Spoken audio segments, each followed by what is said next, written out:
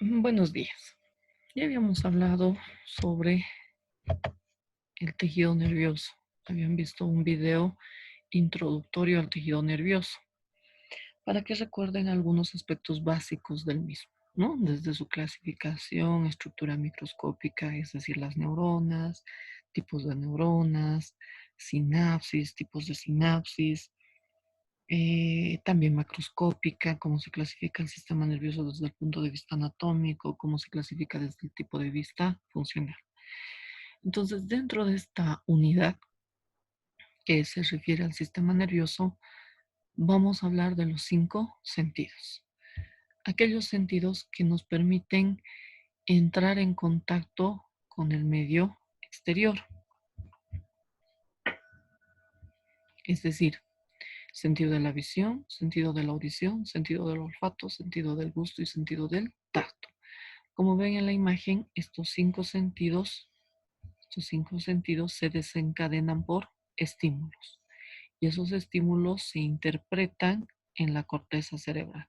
Es decir, en la corteza cerebral, en sus diferentes áreas, es donde realmente nosotros percibimos estos estímulos, los interpretamos y podemos emitir algún tipo de respuesta. Para ello, vamos a empezar por el sentido de la visión o fenómeno de la visión. Y como tarea yo les había dado algunos aspectos básicos que investiguen con respecto al globo ocular, en cuanto a sus 3 capas, que aquí tengo un resumen de lo que ustedes seguramente han investigado, ¿no? La capa fibrosa, la capa uveal y la retina. Y como ven, cada capa tiene sus componentes. La fibrosa se divide en esclerótica y córnea. La uveal en coroides, cuerpo ciliar, iris cristalino. Dentro del iris, la pupila. Y la retina, como han investigado, tiene 10 capas desde el punto de vista histológico. Y dentro de esas 10 capas nerviosas hay una serie de neuronas, especialmente las que nos conciernen son las fotorreceptores. Y como ven en este resumen de acá, cada una de estas estructuras tiene funciones. Entonces, en base a esta investigación que ustedes han hecho más amplia, vamos a entender cómo se da este fenómeno. Entonces, para ello hay que recordar que nosotros estamos provistos por 2 globos oculares, ambos situados en la cavidad orbitaria, que ustedes ya conocen por anatomía, ¿no? Las paredes de la cavidad orbitaria. Y el globo ocular, como ven, es una estructura esférica formada por 3 capas. La más externa, la fibrosa, que está formada por la córnea, que es el tercio anterior transparente, y la esclerótica, que es esta zona blanca opaca que ocupa los 3/4 posteriores. La segunda, la uveal, que está formada por esta capa de color rojo llamada coroides, que es una capa nutricia, hacia adelante el iris con la pupila, hacia atrás el cristalino. Y aquí tenemos los cuerpos ciliares. Y por último, la más interna, la retina, esta que están viendo de color amarillo, que en toda su estructura la retina tiene 10 capas, 10 capas formadas por neuronas. Para empezar, vamos a entender qué es visión. La visión nace de una ciencia llamada óptica. Y la óptica es una rama de la física que nos permite analizar las características y propiedades de la luz, de la luz. Y además nos ayuda a entender el comportamiento del mismo. Entonces, como ven acá en la imagen, todo emite luz, especialmente gracias a qué? Gracias a nuestros fenómenos naturales. La luz de día, el sol, la luz de noche, la luna. Y seguramente en biofísica ustedes han estudiado eh, los tipos que tenemos dentro de los fenómenos de la óptica.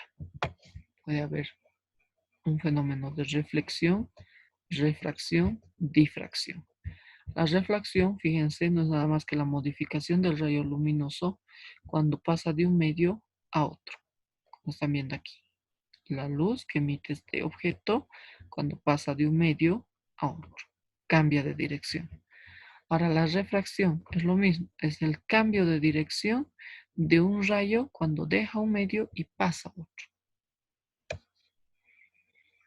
Y la difracción es la curva de separación de la luz cuando ésta se topa con alguna barrera.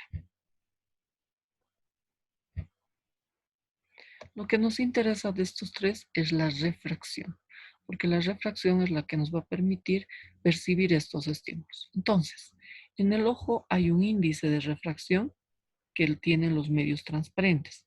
En el caso del ojo, los medios transparentes son la córnea, el humor acuoso, el humor vítreo y el cristalino. Esos cuatro se consideran medios refringentes.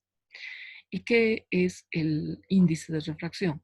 No es nada más que el cociente entre la velocidad de la luz en el aire, que equivale a 300 kilómetros sobre segundo, y la velocidad en el medio.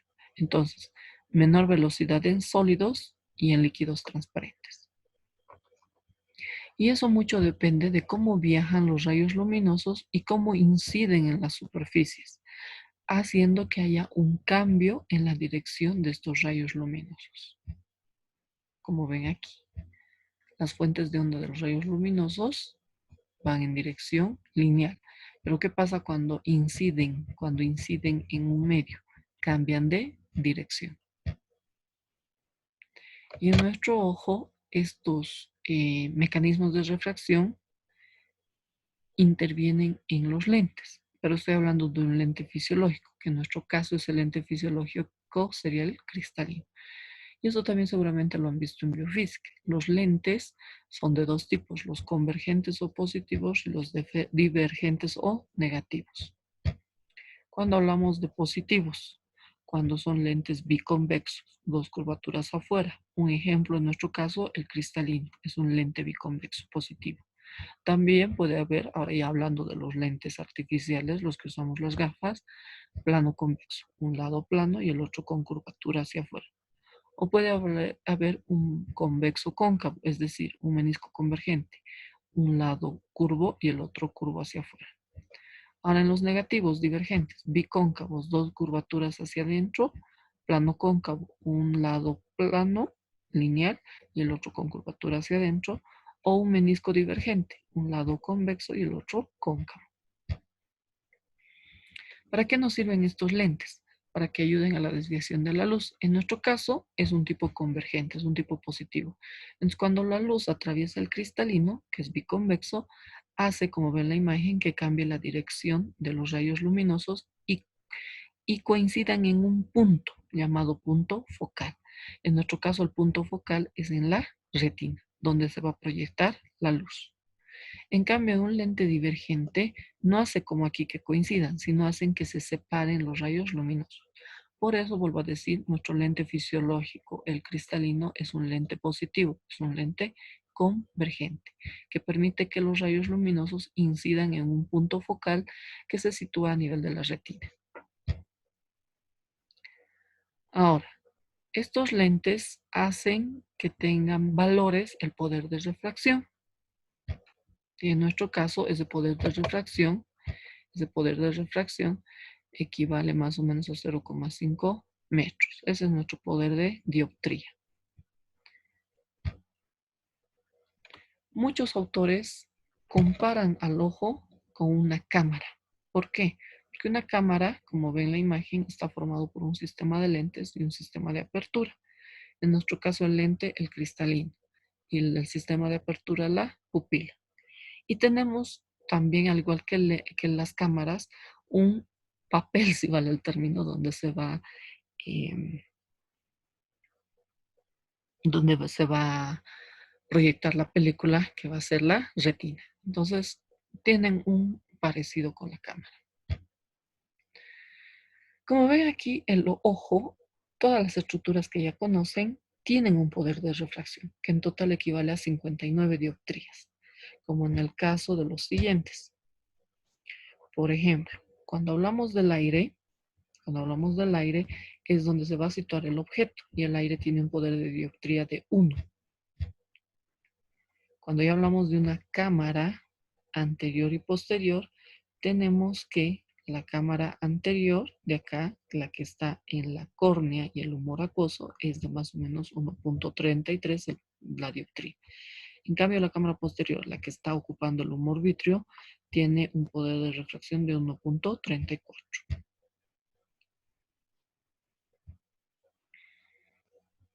El cristalino, que nuestro lente fisiológico es un lente biconvexo, tiene un poder de refracción de 1,40.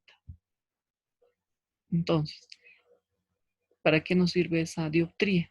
Para que la superficie de refracción coincida en un punto focal llamado punto central de 17 milímetros que se encuentra por delante de la retina. Y esto es gracias a la sumatoria eh, de todos estos valores que van a darnos 59 dioptrías, que es lo normal de todo el conjunto del globo ocular. Ahora, como ven, esos rayos luminosos inciden sobre un lente positivo, un lente convergente, que van a confluir en un punto focal. Y ese punto focal va a proyectar la imagen que estamos viendo, pero la va a proyectar inmediatamente sobre la retina, pero de manera inversa. Entonces vamos a entender cómo ocurre este fenómeno. Para ello, el fenómeno de la visión se va a dividir en 4 pasos. La percepción, que es a partir del estímulo. La transformación es la transformación del estímulo en un impulso electroquímico. La transmisión, es decir, por donde viaja ese estímulo. Y la interpretación, es decir, el significado que se da de lo que estamos observando, percibiendo en la corteza cerebral. Entonces, estos 4 pasos son los que van a regir el fenómeno de la visión. Primer paso, percepción, es decir, cómo nosotros percibimos nuestro entorno mediante estímulos.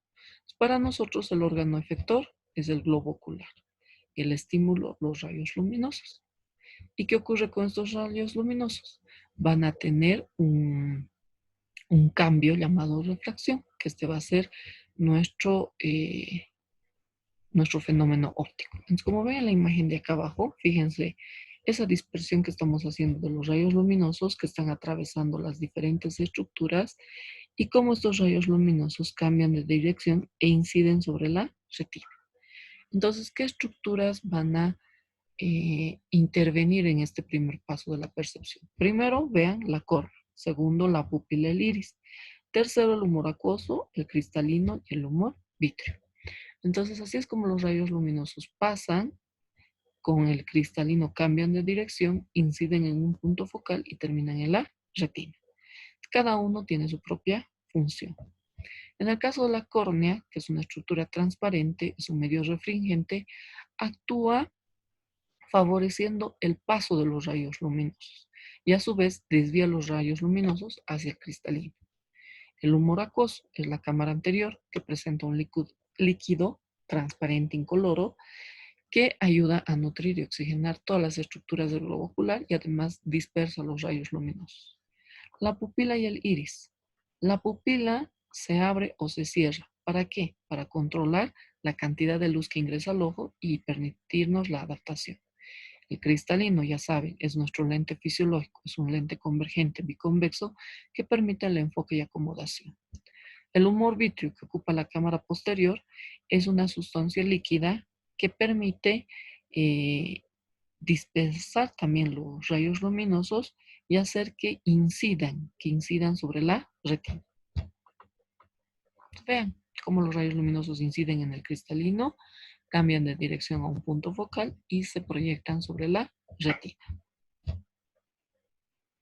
Aquí vemos cómo el sistema acuoso, el humor acuoso y el humor vítreo favorecen la dispersión de los rayos luminosos. Y estos dos sistemas humorales hacen que haya una presión intraocular normal que es de 15 milímetros de mercurio. Y eso permite que le dé el tono y la forma y consistencia al ojo. Ahora vean cómo la pupila se dilata o se contrae. Este control de dilatación y contracción es gracias al sistema nervioso simpático y parasimpático.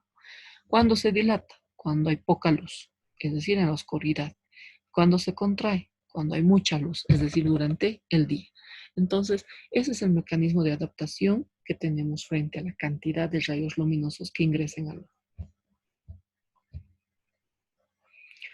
Ahora, el cristalino, ya les había indicado que es nuestro lente fisiológico y este está sujeto a los ligamentos ciliares que se unen mediante el músculo ciliar a la coroides. Estos ligamentos se contraen y se dilatan mediante un control del sistema nervioso autónomo. ¿Qué es lo que hace? El parasimpático contrae estos músculos ciliares y hace que el cristalino enfoque mejor los objetos cercanos. En cambio, el sistema nervioso simpático hace que se relajen los músculos ciliares y permite que el cristalino enfoque mejor los objetos lejanos. Como ven aquí, fíjense, lejano. Vean el cristalino que ocurre. Cercano. Fíjense el cristalino que ocurre. Ah, ¿se han dado cuenta? Cuando vemos un objeto lejano, fíjense, el cristalino se alarga, se elonga. Pero cuando vemos un objeto cercano, el cristalino se achata, se ensancha. Estos mecanismos de cambio son gracias a la contracción y relajación de los músculos ciliares, uno. Dos, gracias a que el cristalino es flexible porque contiene proteínas y permite estos cambios frente a un objeto cercano o frente a un objeto lejano. Entonces, vean la importancia que tiene este lente fisiológico en nuestro organismo. Que no se olviden, es un lente convergente positivo. Entonces, como han visto, es importante la presencia del cristalino como lente fisiológico para el enfoque y acomodación de la imagen, ya sea un objeto cercano o un objeto lejano.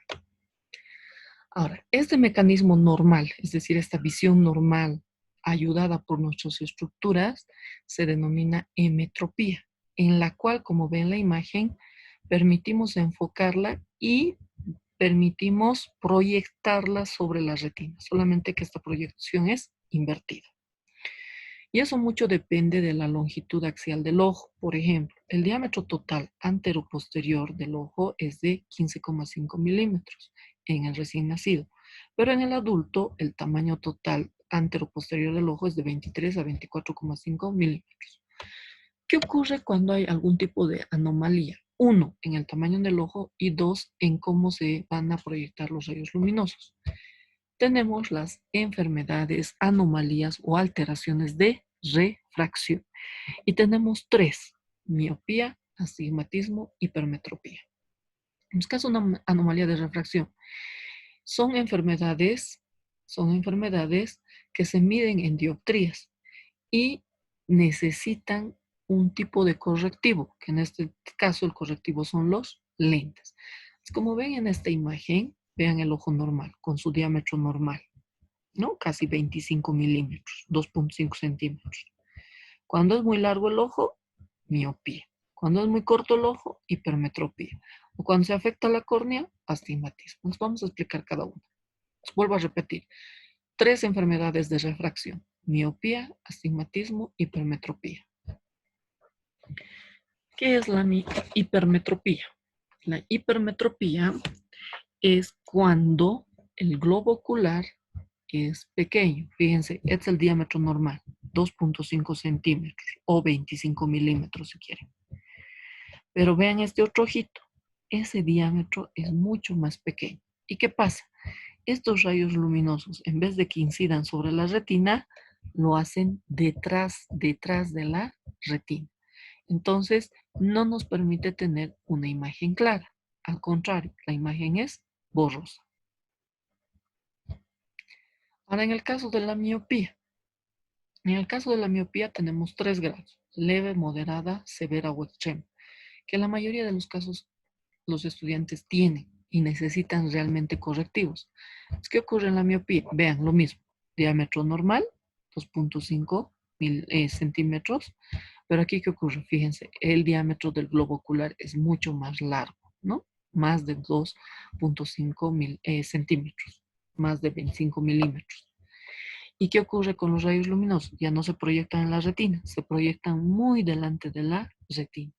Y por consiguiente la imagen también es borrosa. Y necesariamente se necesita el uso de correctivos. Ahora, eso no significa usarlo solamente algún momento. Tiene que ser el uso permanente de los correctivos. Tercer, astigmatismo. Hay 4 tipos: leve, moderado, severo y extremo.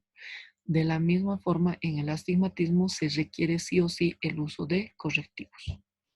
¿Qué ocurre? Miren la forma. el diámetro de la córnea. Es totalmente curvilínea. Pero ¿qué ocurre en el astigmatismo? Vean abajo. La córnea presenta una curvatura muy prominente en cualquier plano, ¿ya? En cualquier plano de la córnea. Y eso hace que la imagen se proyecte muy delante o muy detrás de la retina. Y por ende la imagen también es borrosa. Y ahí están los casos, ¿no? Cuando hablamos de metropía, visión normal, que pasa en una hipermetropía, globo ocular más pequeño, miopía, globo ocular más grande.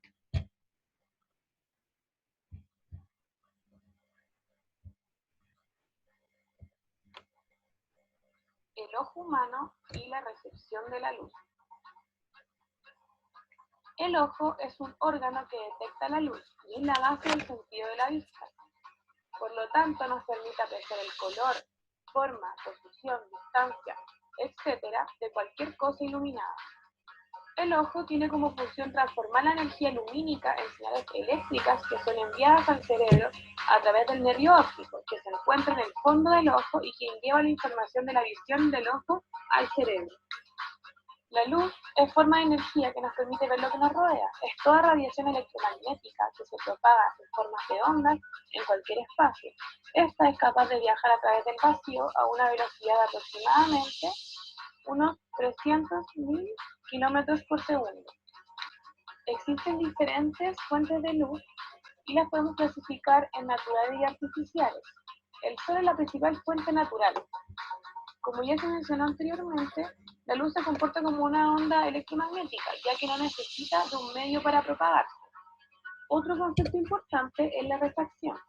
Esta se refiere a lograr que una cierta radiación modifique su dirección al pasar de manera oblicua de un medio hacia otro con distinta velocidad de propagación.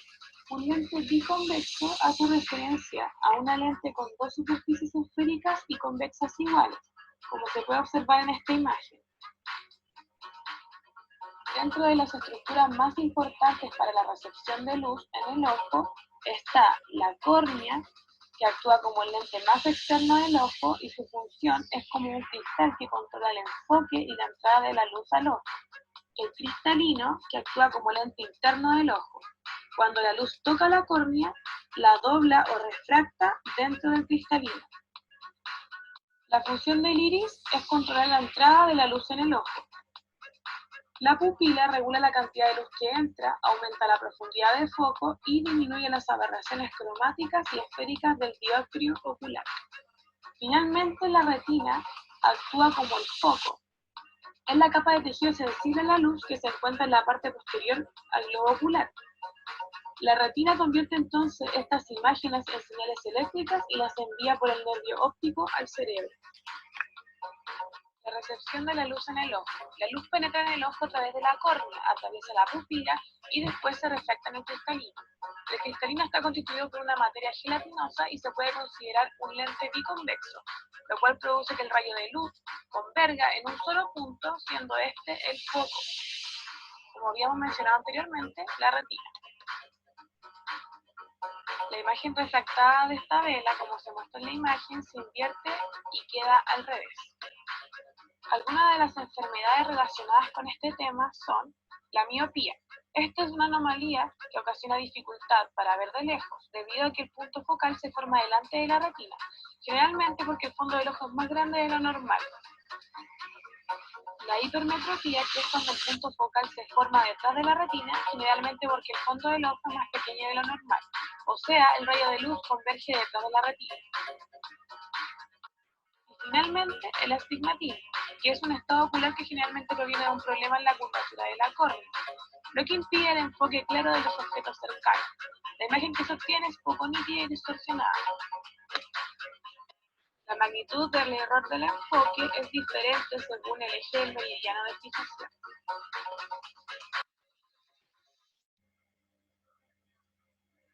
Pero también pueden existir anomalías del cristalino.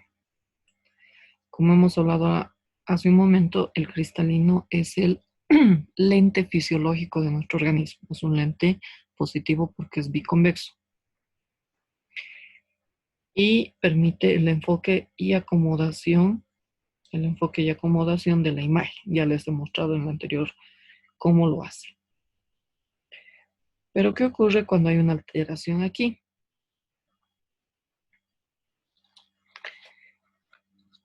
Pueden presentarse dos anomalías, la presbicia y las cataratas. Entonces, de manera normal, vean, el cristalino es flexible, se elonga, se achata, se hace más delgado, se hace un poco más ensanchado para enfocar la imagen si el objeto es cercano o es lejano. Entonces, ¿qué ocurre en una presbicia? Esa flexibilidad se pierde. Entonces el cristalino se hace rígido por un proceso casi normal de envejecimiento. Casi la presbicia aparece a partir de los 45-50 años. También se conoce como vista cansada. Entonces, al haber desnaturalización progresiva de las proteínas del cristalino, se pierde esta flexibilidad y el cristalino no es capaz de acomodar la imagen. Entonces, por ende, se proyecta muy detrás de la retina y la imagen es borrosa. También requiere de uso de correctivos. Ahora, las cataratas, como ven la imagen, es la coagulación de las proteínas que se van a formar delante del cristalino, apareciendo a manera de opacificaciones o comúnmente llamadas nubes, que impiden también la visión y pueden llevar a la ceguera. ¿Por qué? Porque no permiten el paso de los rayos luminosos. Muy bien, ya hemos hablado de todo lo que ocurre en la percepción. Ahora vamos a hablar de la transformación. ¿Qué significa? Cómo ese estímulo, es decir, cómo los rayos luminosos se convierten en impulsos. ¿Dónde se lleva a cabo eso? En la retina. Entonces, para eso ustedes ya conocen, la retina tiene 10 capas y esas 10 capas están formadas por neuronas. Cuando estos rayos luminosos llegan a la retina, se proyectan en la retina, se transforman en un impulso electroquímico o si quieren impulso nervioso. A esa transformación se llama fototransducción, es decir, transforma la energía luminosa en energía eléctrica. ¿Y cómo ocurre esa transformación? Se activa un potencial de acción. Y ustedes ya saben qué es potencial de acción y sus fases. Cuando no hay estímulo, se supone que la retina está en una fase de reposo. Pero cuando ya hay el estímulo, la retina pasa a una fase de despolarización. Pero como es un estímulo constante, pasa a una fase de hiperpolarización, en el cual hay una respuesta a la luz a nivel de estas células, estas neuronas que se llaman fotorreceptoras, que permiten esa transformación gracias a un cambio mediado por el GMP cíclico y el ingreso del ion sodio.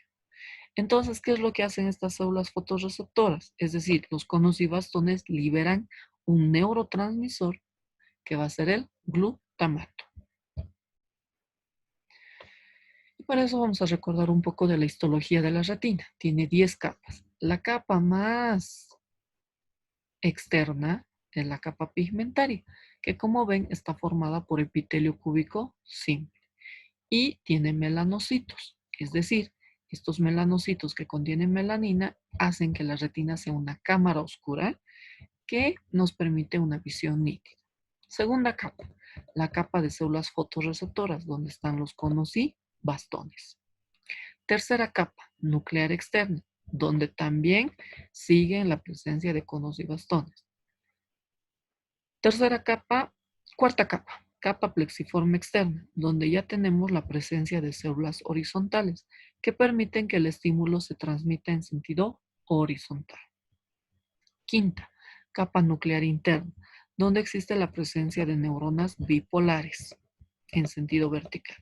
Sexta, plexiforme interno, donde existe la presencia de la continuación de las neuronas bipolares y la presencia de neuronas o células amacrinas. Séptimo, capa de células ganglionares, donde se encuentran las células ganglionares cuyos axones dan origen real al nervio óptico. Octavo, la capa de neuronas del estrato óptico, es donde confluyen en una sola conformación las fibras del nervio óptico. Novena, membrana limitante interna, donde hacen sinapsis final estas neuronas. Y décima, capa nuclear interna. Pues como han visto, en estas 10 capas, está la presencia de diferentes neuronas. que tienen diferentes funciones. Por ejemplo, las fotorreceptoras, los conos y bastones nos ayudan con la visión diurna a los conos y la visión nocturna a los bastones. Las células horizontales son las que permiten la transmisión en sentido horizontal del impulso nervioso. Las bipolares son las que nos ayudan a separar márgenes de contraste. Las amacrinas son las que nos ayudan a adaptarnos a los cambios de iluminación. Las ganglionares son de tres tipos. Tenemos las W, las X y la Y. Las que predominan son las de tipo Y. Lo que hacen estas son transmitir señales lentas, señales finas, que nos permiten detectar cambios direccionales en la visión, ya sea a color o sea en la oscuridad. Y también las de tipo X nos permiten transmitir detalles finos que tenemos durante la visión.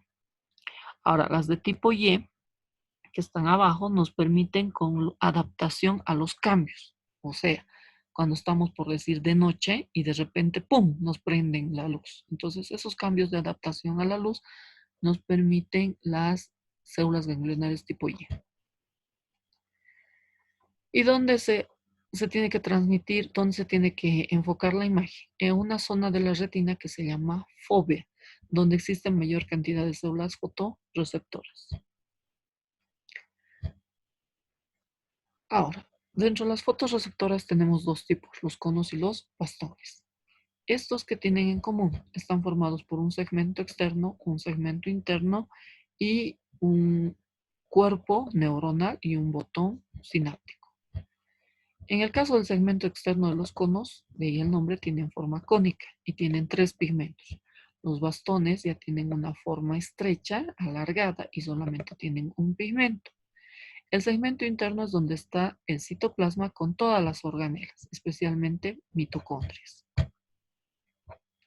Y aquí está. Esta es la verdadera forma del segmento externo de los conos y esta es la verdadera forma del segmento externo de los bastones.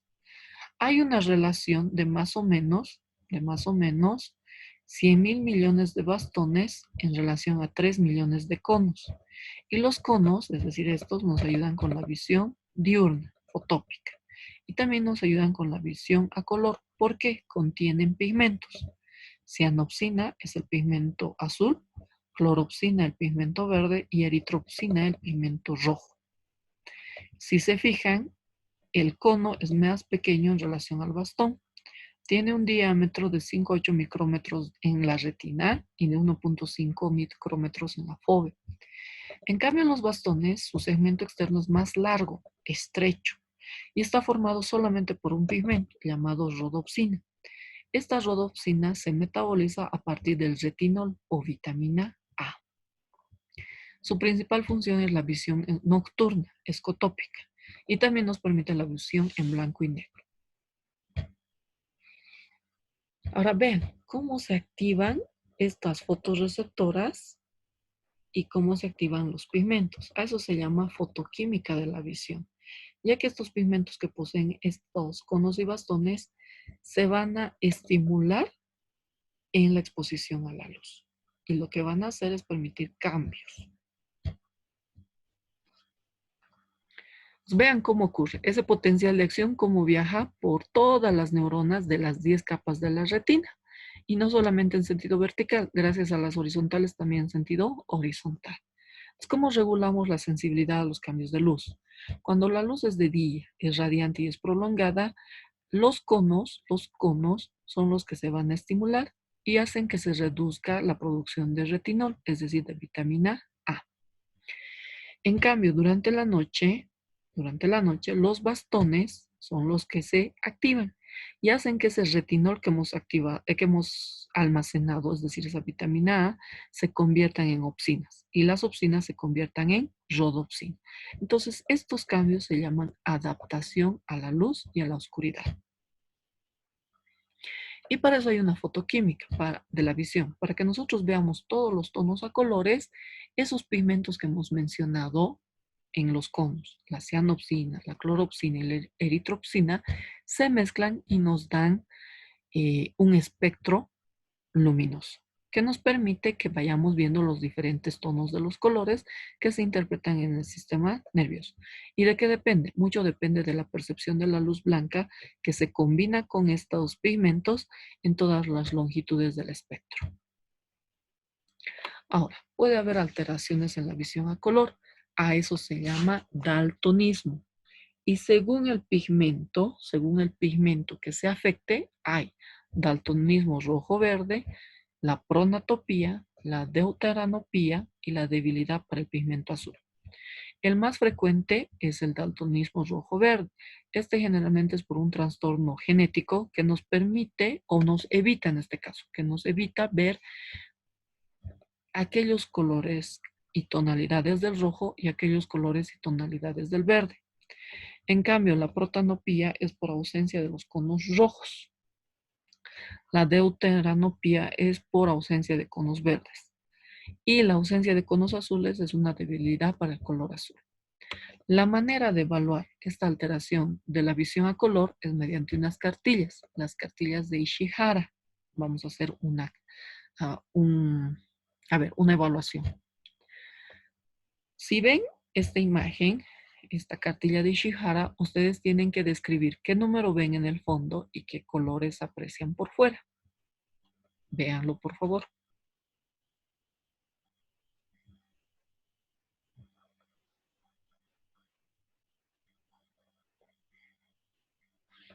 Lo normal que deberíamos observar es el número 74 en los tonos verde y el fondo, que es un color más o menos rojo amarillo. ¿Cuándo decimos que esta persona es daltónica? Cuando no ve el número 74 y ve el número 21. A ver, veamos con esta otra cartilla, véanla bien, identifiquen el número y el color.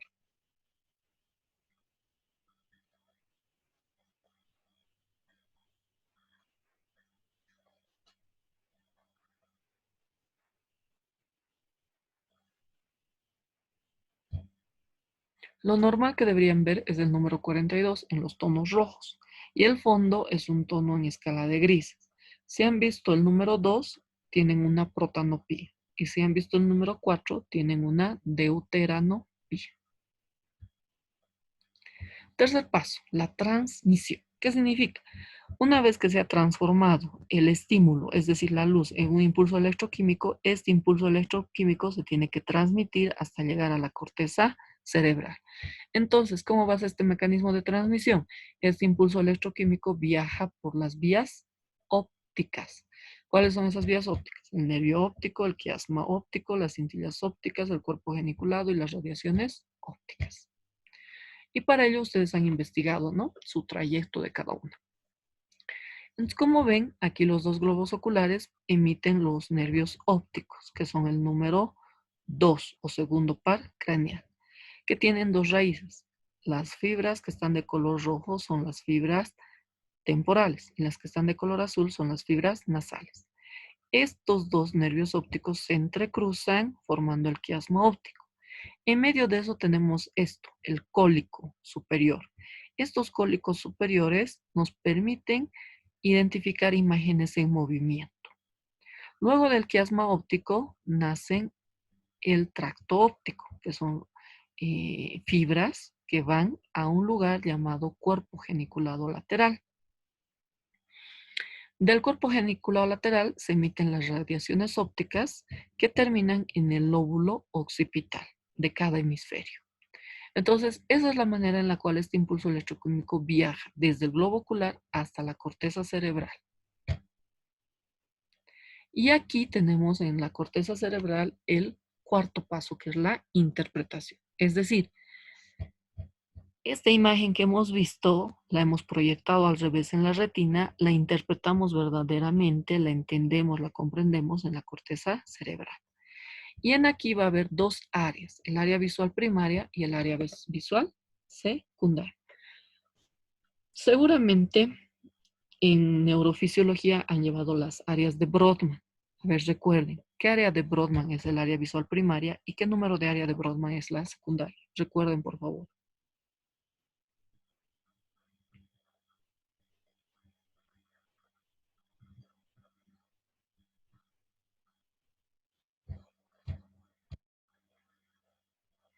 Muy bien. Entre el área visual primaria es el área 17 de Brodmann. En cambio, el área visual secundaria es el área 18 de Brodmann. ¿Dónde se encuentran estas dos áreas? En el lóbulo occipital. El primero, que está alrededor de la cisura calcarina, es el área visual primaria, es decir, el área 17 de Brodmann. Y lo que está por fuera de esta área es el área visual secundaria, es decir, el área 18 de Brodmann. ¿Y qué función tiene? El área visual primaria, o también llamada corteza estriada, se encuentra, fíjense, alrededor de la cisura calcarina. Y la función que tiene es permitirnos la interpretación real de los objetos, de aquello que estamos viendo, forma, tamaño, color, dimensión, es decir, a qué nivel está. ¿Es un objeto cercano, es un objeto lejano? ¿Está o no está en movimiento? En cambio, el área visual secundaria, vean, está alrededor del área visual primaria y lo que hace es permitirnos una asociación visual de ambos globos oculares. Analiza los significados visuales. Y para eso tienen que recordar tejido conectivo, o perdón, tejido nervioso. Si ustedes recuerdan por histología, la corteza cerebral tiene 6 capas, ¿no? ¿Y dónde llega esta información? Específicamente llega a nivel de la cuarta y quinta capa de la corteza cerebral, donde ahí hacen sinapsis, estas fibras nerviosas para la interpretación. Entonces, como ven en la imagen, en estos lugares nos permite identificar la distancia del objeto, esto a nivel de la cuarta capa. Nos permite determinar la posición tridimensional, forma y movimiento de los objetos, asociando no solo el lóbulo occipital, también nos permite asociar el lóbulo temporal y el lóbulo parietal, donde encontramos las células ganglionares tipo Y. Y también nos permite identificar el color de las imágenes y asociando con el lóbulo parietal tenemos y temporal la identificación de las letras y los colores. Ahora, no solamente ocurre eso, también los globos oculares tienen la ventaja de los movimientos. ¿Quién controla el movimiento? Los pares craneales, los músculos extraoculares, bajo control de ciertos pares craneales, como están viendo en la imagen. Entonces, a nivel de la esclerótica, se insertan 6 músculos, 4 rectos, 2 oblicuos, recto superior, recto inferior, recto externo, recto interno, oblicuo mayor, oblicuo menor. Y cada uno de estos músculos está controlado por un par craneal. El tercer par craneal, es decir, el óculo motor, controla al recto interno o medial, al recto superior, al recto inferior y al oblicuo menor, o también llamado oblicuo menor o oblicuo inferior. El cuarto par, es decir, el patético, controla al oblicuo mayor o también llamado oblicuo superior. Y el sexto par, es decir, el nervio ocular externo o óculo externo o abducens, controla el recto externo. ¿Y para qué es ese control? Para los movimientos. Estos músculos, al contraerse, desplazan los ojos arriba, abajo, a los lados o permiten la rotación. Mediante un control de estos pares craneales. ¿Y dónde terminan estos pares craneales? En el cólico superior. Y este cólico superior es el que se encarga del control del giro de ojos, del giro de la cabeza y nos permite identificar el movimiento de los objetos. ¿Cómo hacemos? Cuando el recto interno actúa, permite llevar la mirada hacia adentro, es decir, hay una aducción. Cuando el recto superior actúa, permite llevar el globo ocular hacia arriba, es decir, supraducción. Cuando el recto externo actúa, permite llevar la mirada hacia afuera, es decir, abducción. Cuando el recto inferior actúa, permite llevar la mirada hacia abajo, es decir, infraducción. Pero cuando actúan los oblicuos permiten la rotación, es decir, rotación adentro, incicloducción, rotación afuera, excicloducción. Entonces son movimientos conjugados que permiten la movilidad del globo ocular mediante la acción de los músculos extraoculares y el control de los pares craneales a nivel de los cólicos superiores. Y aquí tenemos, ¿no? Ya la imagen completa, cómo es la percepción del estímulo de los rayos de luz, cómo es la transformación en la retina, la transmisión por las vías ópticas y la interpretación en la corteza cerebral. Muy bien, eso sería todo por hoy. Gracias. Cualquier duda o pregunta, ya saben, por el chat de la plataforma.